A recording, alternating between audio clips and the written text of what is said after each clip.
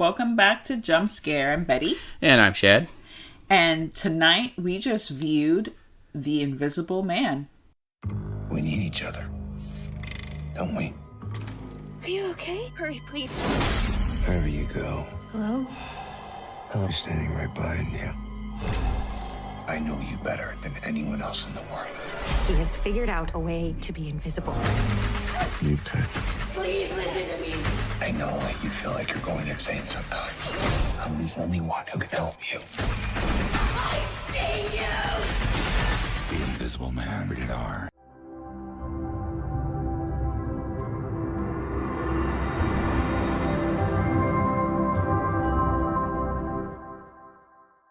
We wanted to watch this film because we've been waiting for it. And we had the opportunity to do so. So we wanted to do a bonus episode of something that we just recently saw and get a reaction from it. And while we're here, we'll also get around to the Candyman trailer too. Oh, okay. We're gonna cover that. Yes, because that was obviously that's a Blumhouse production, so that was gonna be in the. I don't know if Candyman is Blumhouse. Isn't it? I don't know. I think it's from Jordan Peele, but I don't know if it's a Blumhouse. You see, I just thought Jordan Peele, Blumhouse. Yeah. Well, so The Invisible Man. Lee Warnell. Yes. Directed. And wrote. And did the screenplay and wrote the thing. He did the original story, the screenplay. He produced it. Produced it. He was all over it. What didn't he do? Was he also the Invisible Man? He might have been. We just couldn't tell. Yeah, well, he was invisible, so that's the thing. Elizabeth Moss is playing the role of Cecilia. Yep. And we know her from Mad Men and Handmaid's Tale. Us. And Oliver Jackson-Cohen, he was Luke Crane, if you remember, from The Haunting of... I always fuck up the name of this damn movie. The Haunting of Hill, or the series, The Haunting of Hill House. I always want to say The House on Haunting Hill. Oh. So I always twist it up. And then you have a young 16-year-old Storm Reed. The cast is just really 5 people. Yeah, there's not a lot of main characters in it. There's a lot of just people extras in it, but. She's from Euphoria, if you're familiar with this show, with Zendaya on HBO. Everyone did a fantastic job on the film. Oh yeah, all the performances in this are great. So the movie starts off, and it's gonna be a mini spoiler. I know I probably had a aneurysm right now. We'll say mild spoilers. It's a mild spoiler. It's the orange packet on Taco Bell spoiler, right? Yes. It's the mild color. And I have to say that when the movie started, you have, Elizabeth Moss. Cecilia wakes up, and, she's creeping around the house, and you see that she's gathering stuff. And from obviously everyone has seen the trailer. If you have seen the trailer, you know that she's being stalked by her boyfriend, husband, whomever, her partner. And she's trying to get away from him. Yeah, they're in a massively abusive relationship. Now, the movie starts off this way, and there's certain things that, she's gathering her bag, the bag that she's hidden that has her, new identity or whatever. Not new identity, but, her money and, her clothes and all that stuff, her getaway bag. And then she goes into the, one part of the house is a freaking mansion. And there's it's on the water. Water's hitting the cliffs, the whole shebang. And it's overlooking, there's glass windows everywhere. And I'm I go over to shot. I'm this is Sleeping with the Enemy. This is Sleeping with the fucking Enemy. I was blown the fuck away. But it's Sleeping with the Enemy meets Invisible Man. Yeah, it is literally that. If you like Sleeping with the Enemy and always thought to yourself, but what if he was invisible? I fucking love that movie, which is why I knew there's certain shots, whether this was intentional or not intentional, I don't give 3 fucks. So I don't care, because the movie, I was trying to hide my excitement and my whatever about it. The movie's fucking fantastic. If you do not like this movie, then I don't know. I have nothing to say to you. I'm baffled. I'm speechless. Because it works really well as just you could almost take out the Invisible Man element and just have it be about a stalker, and it would still work pretty well. Yeah, everyone, like we said, everyone has fantastic performance levels, like in this. The suspense right off the bat, like, I could barely breathe. I was just like so anxious at 5 minutes into this movie because I don't even know her. Like, I don't even know this character. I know just from what I know from the trailer, and I'm like gasping for air because I'm terrified for her. Like, I know what's up. Like, if he fucking wakes up, what's gonna happen? So right off, it was very nerve-wracking for me, the whole film. The camera work, you do notice the camera, which is fine because it works for what the movie does with the camera. Yeah, because you get this feeling that every time you see the camera moving is like, you're like, oh, am I seeing this from his point of view? Is this him moving in on her, or is this just the camera moving? And the film, and let me tell you, this concept, this movie has been done a lot of times. It's been tons of movies back in the 40s and 50s with it. I think there's been 4 or 5 TV shows about the Invisible Man. There was one most recently, I don't know if you saw it, it was in the late 90s, early 2000s, about a guy that he had like the worst hair I've ever seen in my life. It literally looked like he just like touched a light socket. His hair was sticking up all over all the time. It was 90s hair. And he would turn invisible. And he had the weird look, like when he turned visible again, it looked like everything was just like breaking and falling off of him, like the invisible shards or whatever. Oh, goodness. Yeah, it was very low budget effects, but they tried, because that show went on for several seasons. So they've had a few successes with Invisible Man TV shows. Somebody was looking at, and I'm going to tap into that in a second. I want to say that this is based on a novel by H.G. Wells. Almost all of the Universal monsters are based off of novels, more or less. I think the only one is The Creature. Yeah, The Creature and The Wolfman. The Wolfman. Okay. And I want to tap into that. What makes the Invisible Man so popular? Just the concept of it. Oh, by the way, that movie with Chevy Chase that I love. Yeah, John Carpenter's Diary of an Invisible Man. Yes, I fucking love that movie, okay? I love it. Or, I'm sorry, Memoirs of an Invisible Man. Memoirs of the Invisible Man. I have it on VHS. I think it's on Tubi or Vudu. It's a great movie. Shout Factory just released it, too. Oh, my God. Yeah, I need to get that. Love it. That one's good. And Hollow Man. Yeah, I was going to say Hollow Man was a lot of fun, too. Hollow Man was a lot of fun, too. That was a weak high five. We were trying not to break the microphone and freak the cats out. That's what I was trying not to do. Yeah, but, I'm a rule breaker, so we just had to do it. I think with the Invisible Man, I think part of it is it's a little bit of everybody's fantasy, because everybody would like to be invisible. Yep. Mm-hmm. Everybody would like to be in and see what's going on, be like, I need to see what this person does, and just hang out in their house and see what goes on. A little bit of the voyeuristic aspect of it. And the other thing is, the Invisible Man, if you think about it, of all the Universal monsters, he's the only one that's not technically a monster. Correct.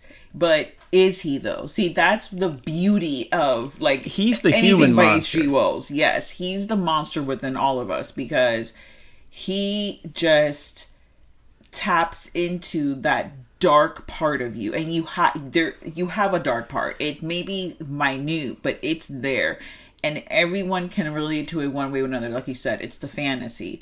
And that's what makes him the monster, because humans, at the end of the day, are the true monsters. Yeah, because, Dracula, he didn't want to be a vampire. Frankenstein and the Bride, they didn't ask to be made.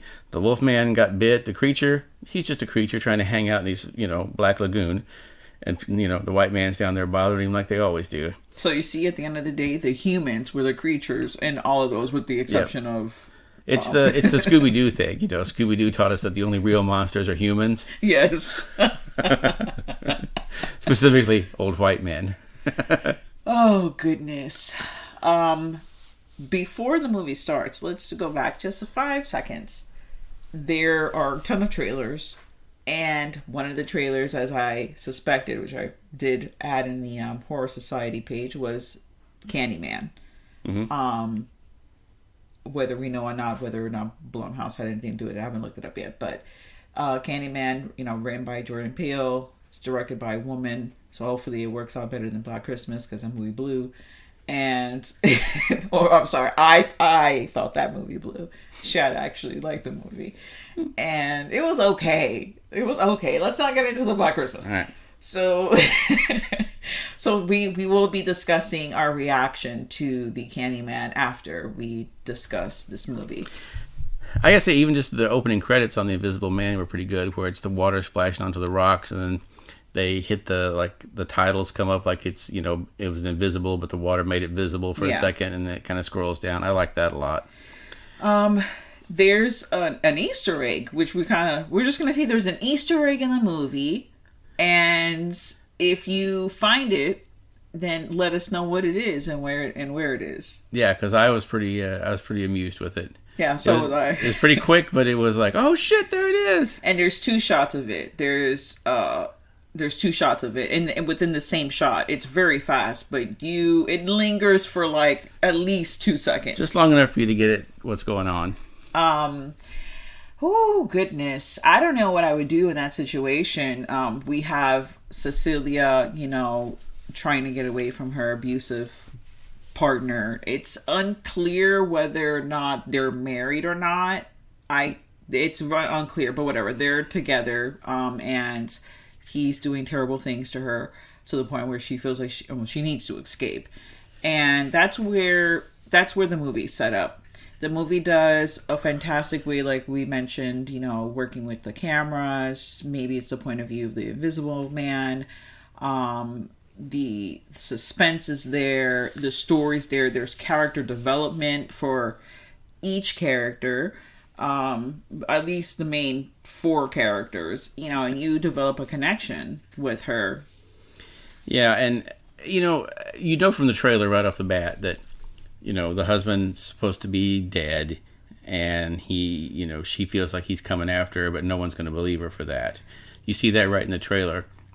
But it still does a great job of, at first it's kind of like, oh, there's a couple of little things that happen. You're like, we could possibly explain that off as just, you know, she's paranoid or she's upset about things. But as it gets going on, you see more and more like creepy things happening, and they did a great job of with the effects are pretty subtle in most of it. They don't need like, you know, you didn't have to have a supercomputer to do these effects. They could have done this movie 20 years ago and it would have come out about the same, you know? Yeah.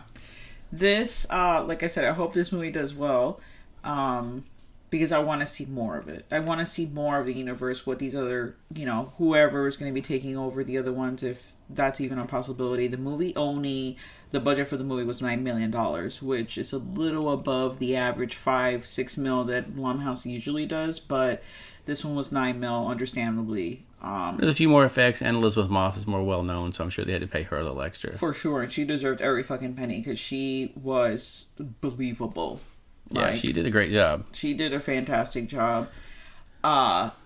There's like a little, I don't want to say a twist, but the way that they explained the whole invisibility thing was a modern take of it without being insanely out of this world modern, like Black Mirror kind of style. It's like, okay, this could have happened. This could be in 20 years. There could be a thing like this. Yeah, I wouldn't even give it 20 years. There's probably already a fucking thing like it, you know? It's like invisibility cloak. Yeah, a lot of them, you know, it's typically like an accident of some kind or a potion that he drinks that turns him invisible. But we're not going to say what it is. Yeah, we're not saying what it is, but usually there's some sort of, a lot of times it's an accident. That, you know, Memoirs of an Invisible Man, it was an accident.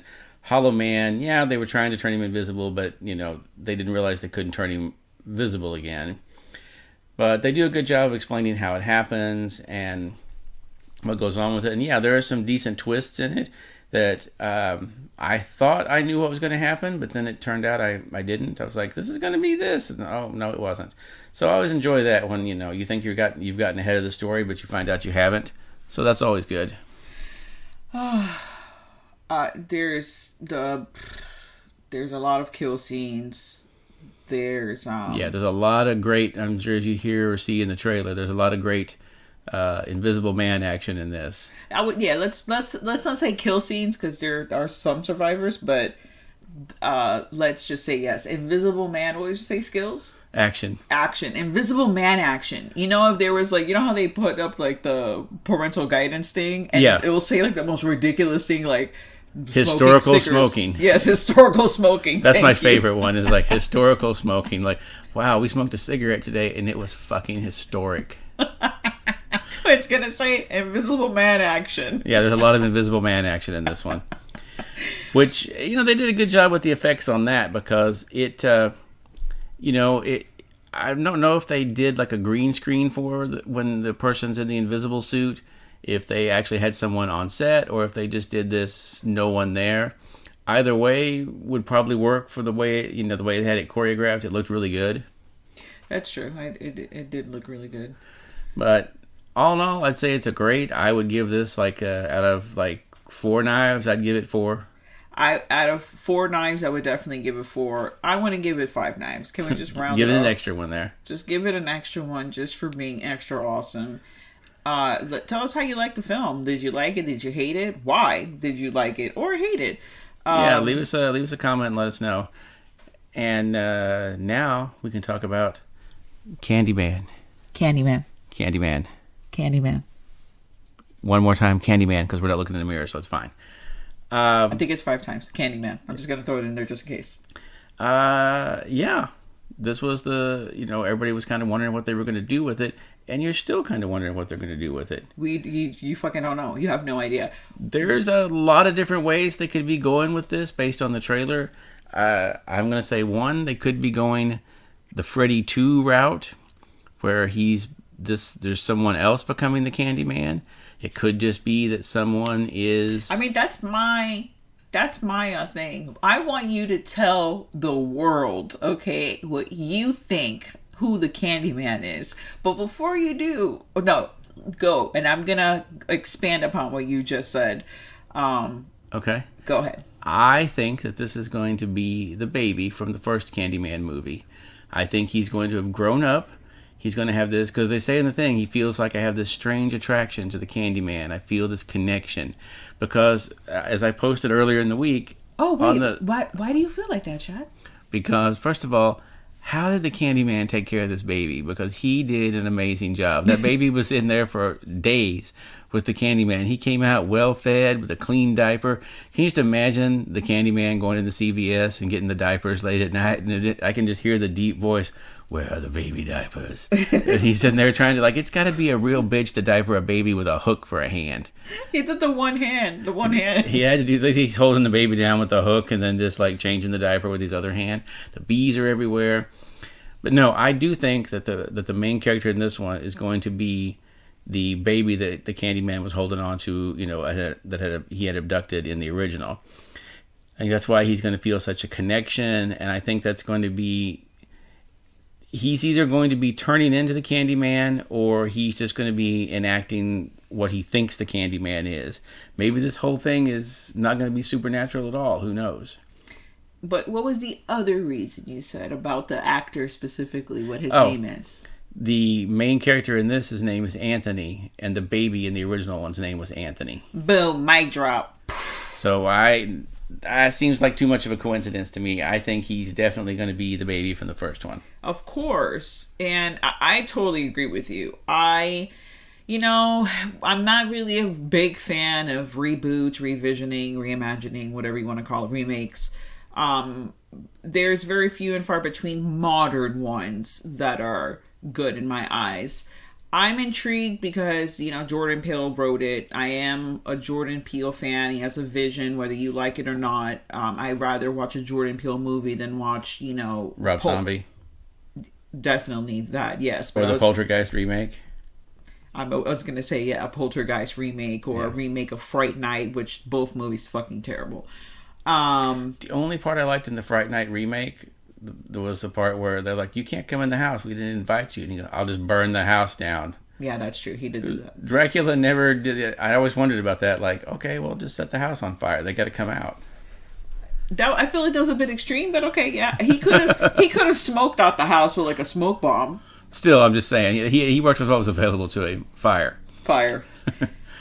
Yeah.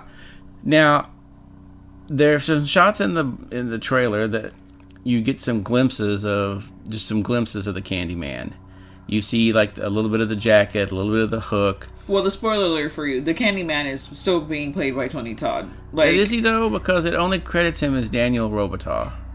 That's Candyman. I mean, that's the Candyman, though. That's his name. Is it, though? But what do you mean, is it, though? That's his name. It is his name. He got murdered, and then he became the Candyman. Yeah, but maybe he's just playing Daniel Robital. He's not going to be playing the Candyman. Or maybe people are young, and they weren't even alive when this motherfucking movie came out, and when they look at IMDb, they just see Daniel Robital, and they're like, oh, we don't know who that is, and they move on with their life. They don't do any further research. That's way to deceive people. Exactly. That's what I think it is.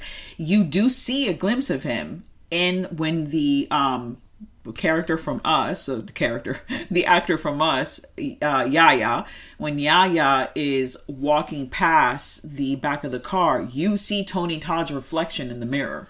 So is the thing going to be he's just becoming the Candyman? I don't know. But it's interesting that you see the coat and jacket for a little bit, and it's a different one than the original Candyman. It's more of like a honey yellow color, which, if I'm remembering the story correctly, is how they described it. I mean, the book, of course, took place in England.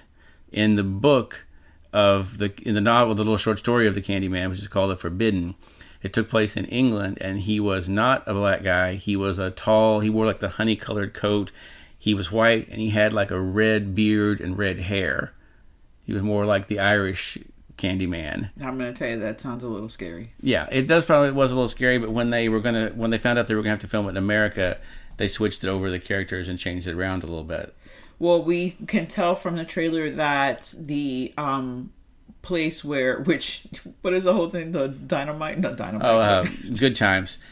In the Good Times TV show, which also took place in Cabrini Green, one of the characters disappeared because the actor, he quit the show because he didn't like the way it was going, and they just explained to him that, he died in an accident somewhere, and I was like, he lived in Cabrini Green. He got killed by the Candyman. Yeah, Shad has come up with this story. Shad has a lot of good stories about the Candyman. He's definitely a fucking huge fan of the Candyman. Yeah, and so I always assumed that he lived in Cabrini Green, the Candyman killed him. Maybe that's why JJ was always like dynamite and acting kind of crazy. He saw it, but no one was going to believe him. So yeah, so he was just crazy with his hats. He was a little crazy in these hats and everything. So Cabrini Green in the trailer has been gentrified. And you have the Yaya from the guy from Us, who played the father. He is a photographer, and he's going around taking pictures and whatnot of what's happening, and he starts building this connection. I really enjoy the fact that because there was artwork in the original film. Yeah. So I enjoyed that now you have this artist that's bringing it to the masses, kind of like Samara with the Ring and the fucking VHS tape. Yeah. Where it's just like, you want to spread the disease outside of the neighborhood. In order to do that, you have to grow the lore from within to the point where it's just spilling over. And now you have it in this gallery where you have all different kinds of people there, and he's gonna react as revenge. And that whole installation of the mirrors and going in, fucking genius. I love that aspect of it. Yeah.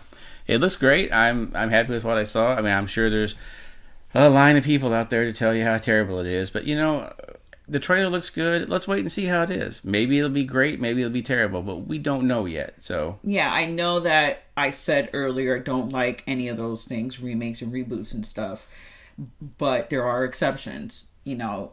Are you able to take something and give it a different spin with still in tune keeping with the original story? Well, that's just like really all the Universal monsters. You can't really call any of those remakes or because there's been a million Draculas, a million werewolf movies, tons of Frankenstein. They're all just adaptations of the novel. Yeah, and with those, there's so many different versions over the years that, seeing a new one is just like, okay, great, there's a new Frankenstein, cool.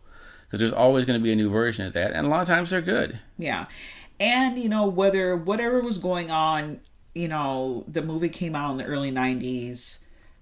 There wasn't really a time where black cinema or a lot of black actors were working or doing anything that wasn't the basic thing. people are doing today.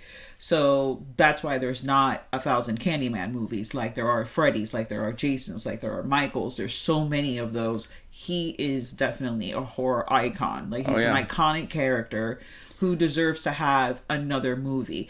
Rebuild the franchise, like put it back out there and see if we can have more. I'm not saying I want to see 10 Candymans, but it's one of those things, like, he's toe-to-toe with them, even though he just literally has three movies.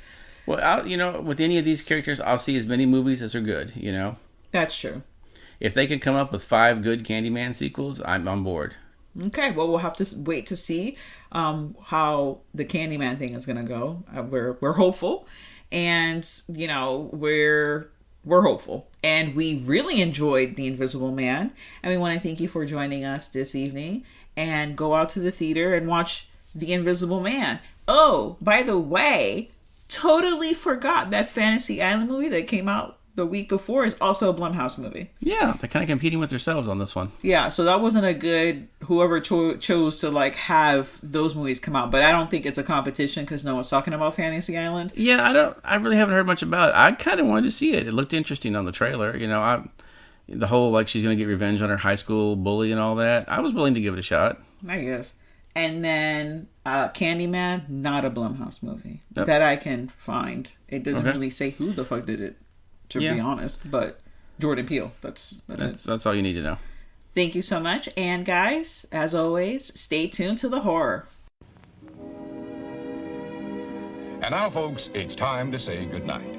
We sincerely appreciate your patronage and hope we've succeeded in bringing you an enjoyable evening of entertainment. Please drive home carefully and come back again soon. Good night.